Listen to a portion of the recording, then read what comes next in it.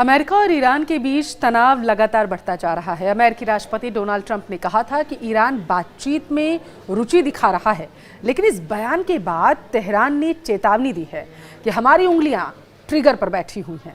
इस बीच अमेरिका का सबसे विध्वंसक युद्धपोत यानी कि USS अब्राहम लिंकन ईरान के बेहद करीब पहुंच चुका है। अब ये कितना खतरनाक है, क्या इसकी खासियत है और क्या ईरान को अब इससे डरना चाहिए, आइए विस्तार से जानते हैं। नमस्कार, आपके साथ मैं पल्लवी रविंद्र सिंह। देखिए, अमेरिका के जंगी बेड़े का ईरान के पास पहुंचना यह संकेत देता है कि कुछ बड़ा होने वाला है। अब सवाल ये उठ रहा है कि क्या ट्रंप अपनी धमकी को सच साबित करने वाले हैं या फिर यह कदम ईरान पर दबाव बनाने के लिहाज से सिर्फ उठाया गया है डोनाल्ड ट्रंप की तरफ से।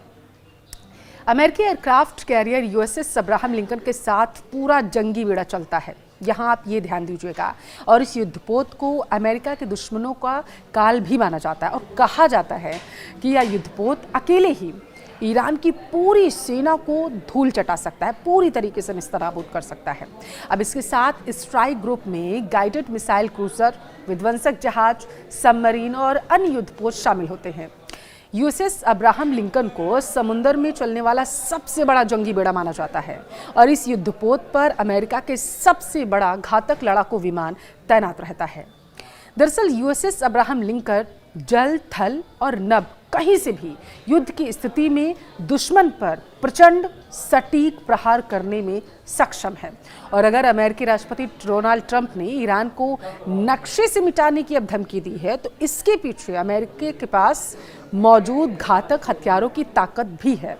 रक्षा विशेषज्ञों का मानना है कि अमेरिका के पास ऐसे विध्वंसक हथियार हैं जो ईरान की पूरी सेना पर भारी पड़ सकता है। अमेरिका के कई खास हथियार सिस्टम ईरान के सैन्य ठिकानों और मिसाइल साइट्स जैसे कि खतरनाक टारगेट को चंद मिनटों में ही निशाना बना सकते हैं। ईरान के एयर डिफेंस सिस्टम के लिए अमेरिकी लड़ाकू विमानों और मिसाइलों को रोक पाना मुश्किल माना जा रहा है। अमेरिका के पास ऐसे लगभग 5 हथियार हैं जिनका तोड़ ईरान के पास है ही नहीं। ईरान और इजराइल के युद्ध के दौरान अमेरिका के स्टेल्थ बॉम्बर B-2 ने ईरान की परमाणु ठिकानों को तबाह कर दिया था। अगर आप वो तस्वीरें याद करें तो ईरानी सेना का एयर डिफेंस सिस्टम और रडार अमेरिका B-2 और इसके अलावा बॉम्बर का पता लगाने में नाकाम रहे थे। यानी B-2 बॉम्बर से निपटना ईरान के लिए बेहद मुश्किल है, बल्कि ये असंभव ऐसा लग रहा है कि प्रतीत हो रहा है। अब महत्वपूर्ण बात यह है कि अमेरिका 52 नए B-2 बॉम्बर तैयार कर रहा है, जिससे यह संकेत मिलता हुआ नजर आ रहा है कि अमेरिका युद्ध की योजना को लेकर कुछ ज़्यादा ही बड़ा सोच रहा है। और अगर बात अमेरिका के टॉमहॉक मिसाइल की जाए तो यह मिसाइल ईरान में बर्बादी की नई इबारत लिख सकती है।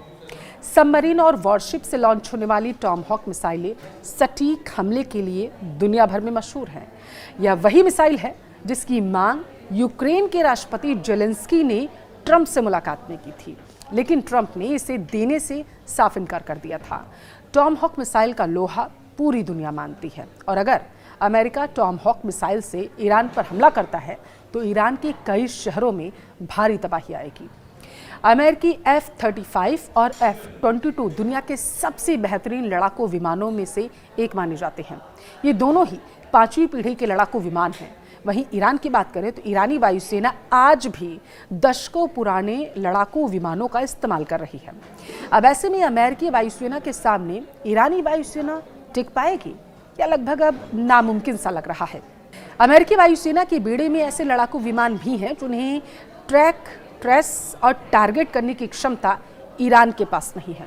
अमेरिकी MQ-9 रीपर एक खतरनाक ड्रोन है जो 50,000 फुट की ऊंचाई पर उड़ान भर सकता है और 1,850 किलोमीटर तक टारगेट को हिट भी कर सकता है।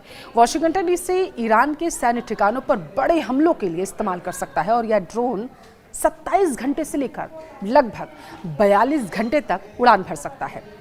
अब विशेषज्ञों का मानना यह है कि ईरान और अमेरिका के रिश्तों में खटास कोई नई बात नहीं, लेकिन इजराइल ईरान युद्ध के बाद दोनों देशों के बीच तनाव और ज़्यादा बढ़ गया। दोनों देशों में धमकियों का दौर लगातार जारी और ऐसे हालात में किसी भी दिन युद्ध तक पहुंच सकते हैं ये देश। इसी बीच ईरानी सेना ने भी अमेरिका को चेतावनी दे डाली। ईरान की रेवोल्यूशनरी गार्ड्स की कमांडर ने वॉशिंगटन को चेतावनी दी कि बड़े पैमाने पर विरोध प्रदर्शन के बाद अमेरिकी सेना की उंगलियां ट्रिगर पर हैं। अमेरिका और ईरान में बढ़ते तनाव को देखते हुए इजराइल भी वॉर मोड में जाता हुआ नजर आ रहा। देखिए, देश में अलर्ट स्तर पर बढ़ाने के साथ ही लोगों को ही ईरान की ओर से किसी भी संभावित हमले से निपटने के लिए पुलिस, फायर ब्रिगेड और अन्य इमरजेंसी सेवाओं को सक्रिय कर दिया गया। आईडीएफ के chief of staff lieutenant general Eyal Zamir ने कहा है कि सेना किसी भी खतरे का सामना करने के लिए पूरी तरीके से तैयार। इजरायली अखबार द टाइम्स ऑफ इजराइल के अनुसार चीफ ऑफ स्टाफ ने कहा कि होम फ्रंट प्रशिक्षित और सक्षम है और हमारी सेना हाई अलर्ट पर है।